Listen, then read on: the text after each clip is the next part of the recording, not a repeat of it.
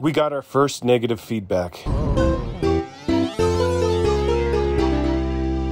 And it's really hard not to take it personal. What's up, guys? Undercover Treasure Hunters coming back at you again with another video. And in today's video, we're going to talk about how we got our first negative feedback. What was the situation that caused us to get the negative feedback? How we tried to rectify the situation. And at the end of the video, we want to know, what do you think? Do you think we handled it okay?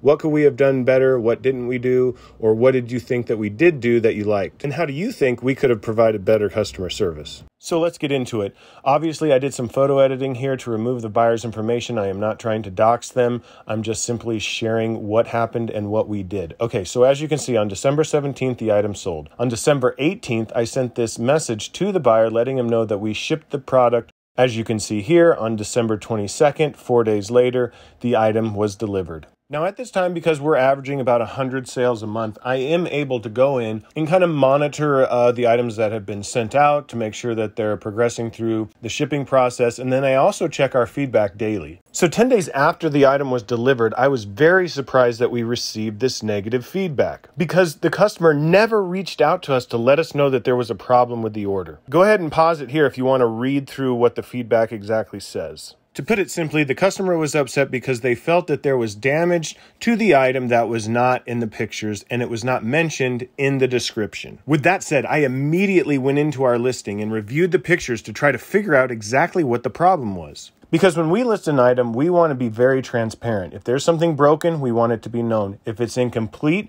we want that to be known. We don't want any issues that our customers are going to have once they get the item to say that we didn't disclaim it. So the fact that this had damage was news to us. After reviewing the pictures in our listing and comparing those to other pictures of the exact same item, I quickly realized that our item wasn't damaged.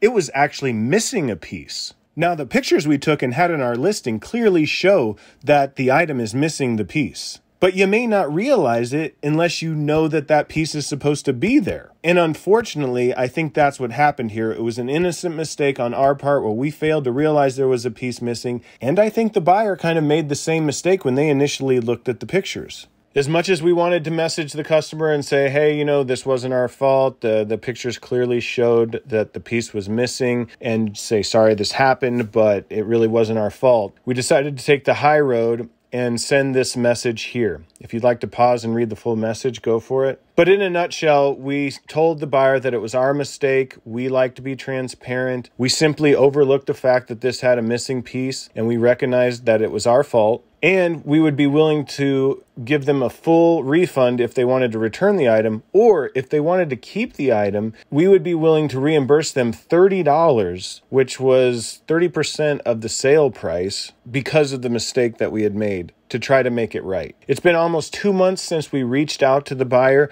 and we've received no response whatsoever. What really hurt about this situation is that this is another seller that left this feedback for us. And it was shocking to us because we thought that especially a seller would try to reach out and give us an opportunity to make the situation right.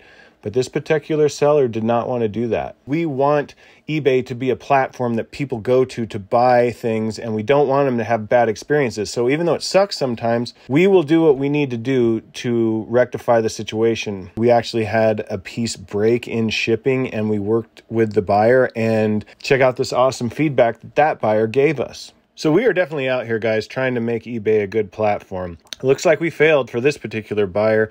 What do you think? What do you guys think? Do you think we handled it right? What would you have done differently?